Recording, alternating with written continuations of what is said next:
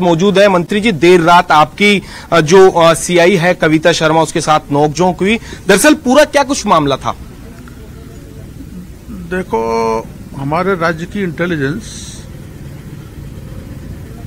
CM गृह मंत्रालय को गुमराह कर रही है। आपको पता है कि एसआई के पेपर बड़े पैमाने पर लीक हुए। बाबूलाल कटारा ने अपने इंट्रोगेशन में बताया कि 30 दिन पहले ही मैंने पेपर रायका को दे दिया था। अब 30 दिन पहले दिया वो पेपर कितने लोगों के हाथ में पहुंचा होगा, कैसे फर्जी नकली थानेदार बने होंगे, इसकी शिकायत हुई। पिछले राज्य में मैंने आंदोलन भी किया था। तो हमारा राज्य के जवानों से वादा किया था कि जिस किसी ने भी आपके भाग्य को बर्बाद किया है उनके खिलाफ हम कार्रवाई करेंगे। तो बच्चे लोकतांत्रिक तरीके से अपना आंदोलन करना चाहते हैं, मेरे पास आए थे। तो मैंने उनको कहा था कि 5 तारीख को आ जाना, मैं आपको सीएम के पास लेके चलूंगा। हमारी दयनीय हालत वाली इंटेलिजेंस ने रिपोर्ट दी कि 9 तारीख को जो राइजिंग राजस्थान होगा, जिसमें माननीय प्रधानमंत्री जी भी आ रहे हैं, उसमें वो विघ्न डालेंगे। ऐसी रिपोर्ट वाल्मीकि समाज के लोगों के बारे में दी गई कि वो आंदोलनरत हैं वाल्मीकि समाज पूरे राजस्थान में, कि वो विघ्न डालेंगे। ऐसी रिपोर्ट सरपंचों के बारे में दी गई। पूरे राजस्थान के 200-250 प्रमुख सरपंच मेरे पास आए थे। उन्होंने कहा हम 1 साल से कोशिश कर रहे हैं, मुख्यमंत्री जी से मिलान नहीं हो रहा, आप हमें मिला दो। तो मैंने कहा था कि मैं मिलाऊंगा, और इस पर एक इंटेलिजेंस रिपोर्ट भेजी गई कि डॉक्टर क्रोड़ीलाल राइजिंग राजस्थान में विघ्न डालना चाहते हैं। बड़ी शर्मनाक रिपोर्टिंग है इंटेलिजेंस की। क्या मैं मंत्री रहते हुए ऐसा कर सकता हूँ? मैं पार्टी का समर्पित कार्यकर्ता 50 साल से राजनीति में हूँ।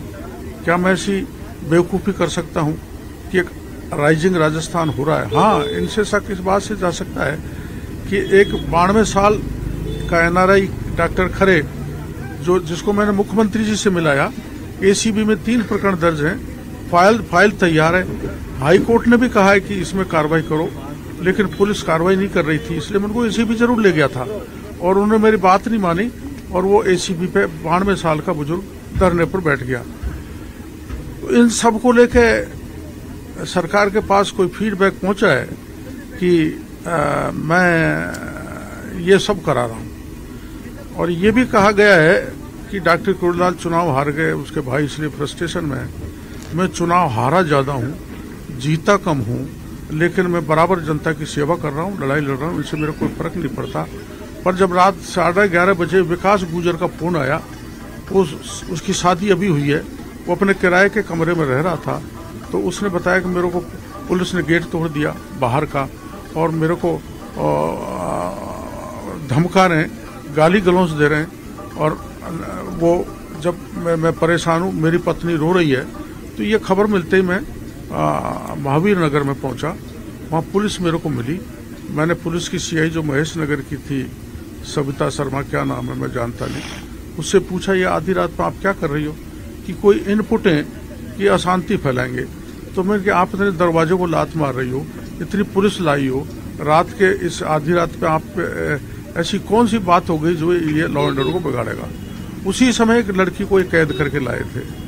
कहाँ से लाए थे वो मेरे को भी वो ध्यान नहीं रही कॉलोनी, तो मैं उसको जबरदस्ती ले जा रहे थे। मंजू शर्मा थानागाजी की रहने वाली है, वो आरएस की तैयारी कर रही है, सब इंस्पेक्टर भी कर रही है। जबरदस्ती बिना उसके, और उसका बाप उसको ढूंढ रहा है, मेरी बच्ची कहाँ गई। जब बाप मकान में था, उसने पूछा भाई कारण तो समझा दो, कोई कारण नहीं, उसके धक्के मारे। और 3 वो मेल पुलिसकर्मी थे, और ये कविता शर्मा क्या है, महेश नगर की बड़ी प्रसिद्ध जानी मानी हस्ती है, उसने वहाँ बदतमीजी की और उसको उठा कर ले गए। मैंने उसको यही कहा था कि भाई कोई बात है तुम इनको तसल्ली से निकाल लो, यहीं पूछ लो, थाने पे क्यों ले जाना चाहती हो। नहीं मैं ले जाऊंगी। तो बच्ची बिल्कुल कंवारी 20-22 साल की इनोसेंट, उसको मैं मैंने डांट डपट की और उसको मेरी गाड़ी में बैठा ले गया। उसको नहीं उतरने दिया। वो बच्ची परेशान थी, मेरी गाड़ी का भी फोटो लिया, मेरा भी फोटो लिया, और वो रोकना भी चाहते थे लेकिन उन्होंने रोका नहीं। कृपा रही राजस्थान की पुलिस की कि मेरे को रोका नहीं, वरना उस बच्ची को मेरे से जबरदस्ती ले जाते। मैं उसके पिताजी को उस बच्ची को संभाला है। रात के करीबन 12:30 बजे में मैं फ्री हुआ हूँ। ये बड़ी दुर्भाग्यपूर्ण है। मैं आपके चैनल के जरिए मुख्यमंत्री जी से कहना चाहूँगा कि आप सच्चाई पता करो। मुख्यमंत्री जी, आपकी इंटेलिजेंस गलत रिपोर्ट दे रही है। जो एसआई वाले बच्चे परेशान हैं और वो अपनी बात कोई लोकतांत्रिक तरीके से रखना चाहते हैं तो आपको तसल्ली से सुनना चाहिए। मैं उनको भेजूंगा। शत्रुघ्न गौतम से मेरी बात हुई है कि उनको ले जाएं और अपनी पीड़ा मुख्यमंत्री को जाके सुनाएं। मंत्री किरोड़ी मीणा भी क्या इस पूरे मामले में राज्य सरकार को अवगत करवाएंगे? मैं तो 4-5 बार करवा चुका। शिखर अग्रवाल जी जो राजनीति में अब शिखर पर हैं, वो पूरी सरकार वही चला रहे हैं, और मुख्यमंत्री, उनको मैं जानकारी दे चुका हूं। एसओजी ने रिपोर्ट करी थी कि इसको निरस्त कर दो। एडवोकेट जनरल बैठा है, उसने कह दी निरस्त कर दो। कैबिनेट सब कमेटी बनी, उसने कह निरस्त कर दो। पर वो तो मुख्यमंत्री जी जाने क्यों नहीं कर रहे। लेकिन अगर कोई शांतिपूर्ण तरीके से, लोकतांत्रिक तरीके से, गांधीवादी तरीके से मुख्यमंत्री को मिलना चाहते हैं, ज्ञापन देना चाहते हैं, तो उसकी सुनवाई होना चाहिए। मेरा तो इतना सा निवेदन आपके चैनल के जरिए है। मंत्री किरोड़ी मीणा के जो सवाल हैं वो बड़े गंभीर हैं। आपने कई गंभीर जो सवाल हैं वो लगाए हैं। गंभीर तो ये है कि एक कंवारी बेटी को